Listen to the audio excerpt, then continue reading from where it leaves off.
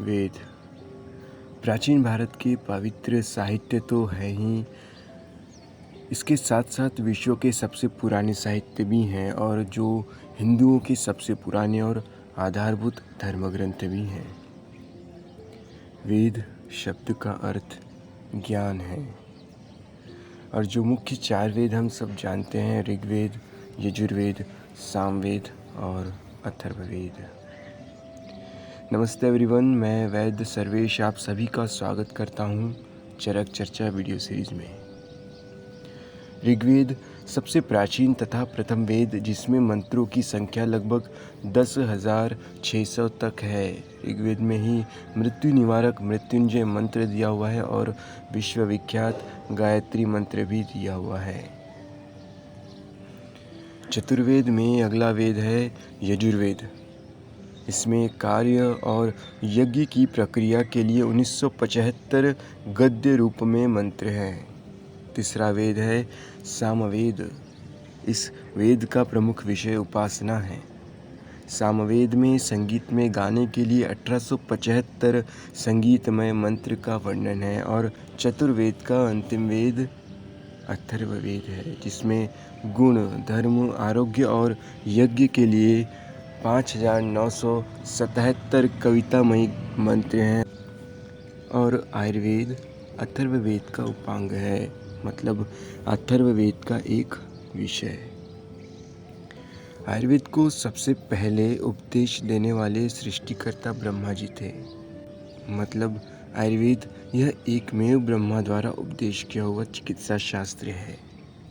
ब्रह्मा जी सृष्टि के रचयिता कहे जाते हैं।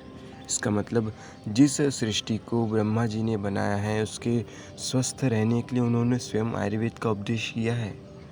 और इसी से हमें समझ जाना चाहिए कि आयुर्वेद को किसी भी अन्य चिकित्सा पद्धति से कंपेयर करना कितना बेवकूफ़ी का काम है।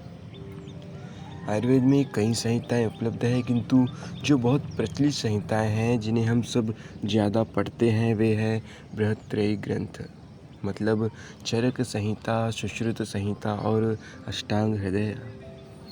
और हम चरक चर्चा में चरक संहिता को पढ़ने जा रहे हैं।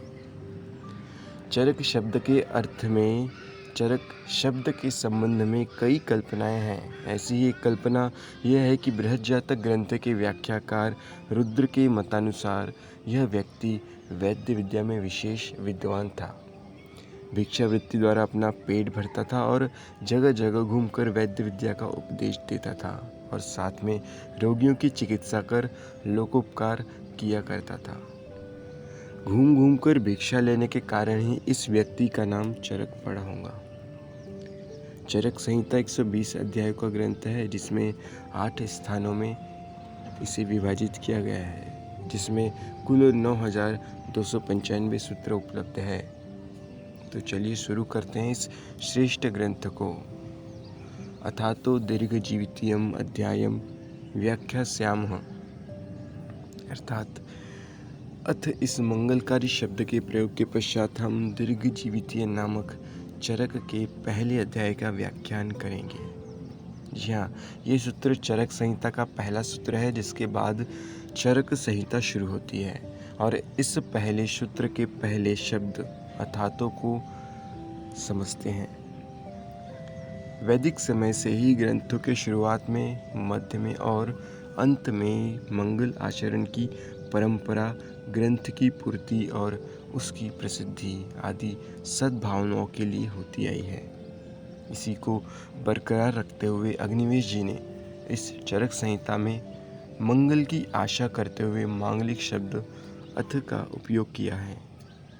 एक जगह ऐसा भी कहा गया है कि चरक संहिता यह पौराणिक काल से भी पहले का ग्रंथ है, क्योंकि पौराणिक काल के बाद गणेश, सरस्वती, विष्णु जैसे देवताओं के नमस्कारात्मक शब्द मंगल आचरण में नजर आते हैं। इसके पहले के समय में अथ या ओंकार उपयोग मंगल आचरण के लिए किया जाता था। तो इसका तात्पर्य अथ यह मंगलवाचक शब्द है जिसे चरक संहिता की सफलता के लिए उपयोग किया गया। अगले वीडियो में जानेंगे कैसे हुआ आयुर्वेद का अवतरण, क्या है आयुर्वेद की परिभाषा और क्या है आयुर्वेद का प्रयोजन। तब तक के लिए इजाज़त दीजिए। जय आयुर्वेद।